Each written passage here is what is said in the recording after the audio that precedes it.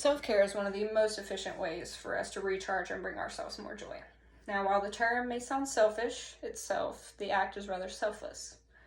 When we are well taken care of ourselves, we are more capable of taking care of others.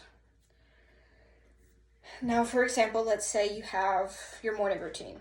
Every morning you wake up same time, you drink your coffee, you eat your breakfast, you take a shower, get dressed, go on about your day. But one day, you wake up late, and you have to skip that morning coffee, that breakfast, that shower, straight to getting dressed and on with your day. You are more inclined to be more grumpy that day, aren't you?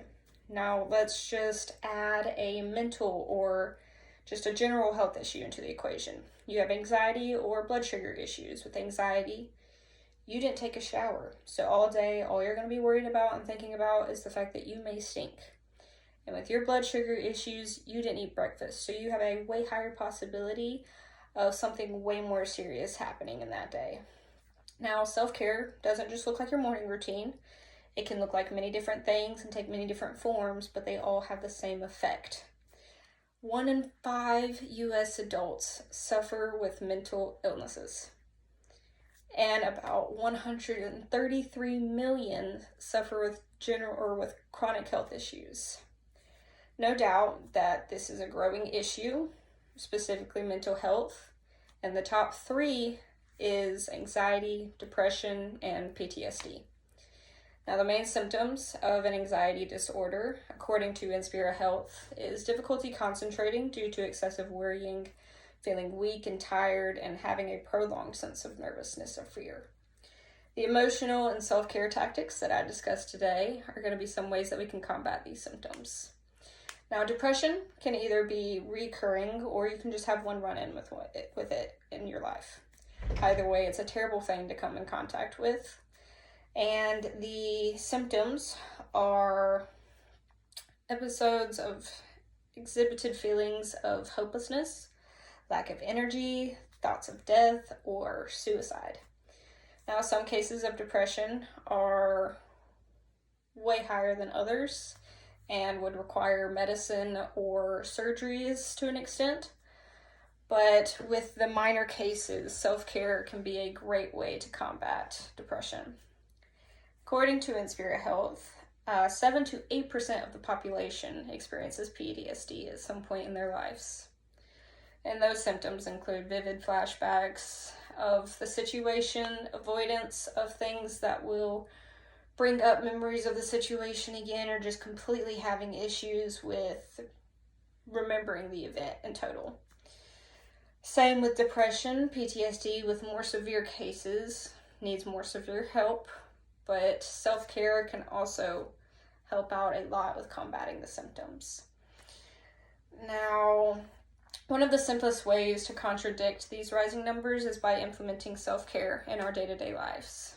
And today I'm going to be talking about 3 forms of self-care that Virginia Commonwealth University lists in their article about self-care. Now, self-care looks like many different things, and one form is mental self-care. This involves taking ourselves out of the mundane day-to-day life. Trying new things, for example, reading a new book, listening to a new podcast, finding a new hobby, or just taking a new route to work. We as humans are made to grow, learn, and try new things. As Albert Einstein said, life is like riding a bicycle. You must keep moving. Now, trying new things is our mind's way of continuously moving, but our bodies also need to continuously stay moving to keep us healthy mentally and physically.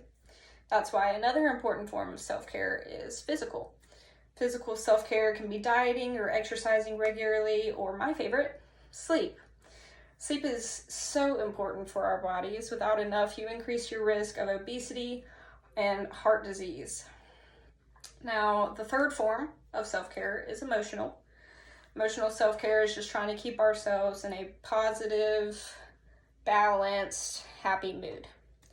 Now, one way of emotional self-care that I've tried and seen benefits of is gratitude journaling. This includes writing 5 to 10 things down every day that you're grateful for. It just helps you to be more thankful and joyful in your day-to-day lives.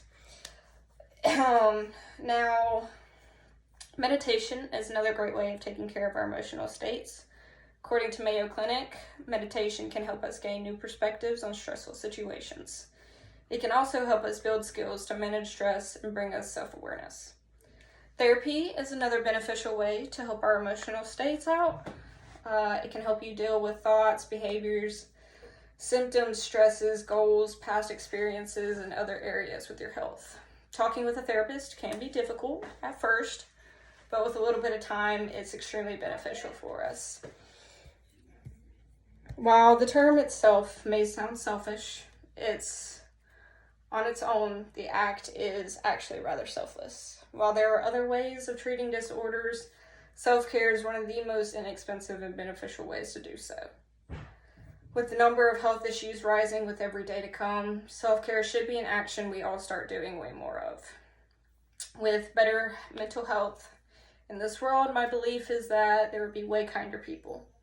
And that would conclude my speech on the importance of self-care. Thank you for your time today.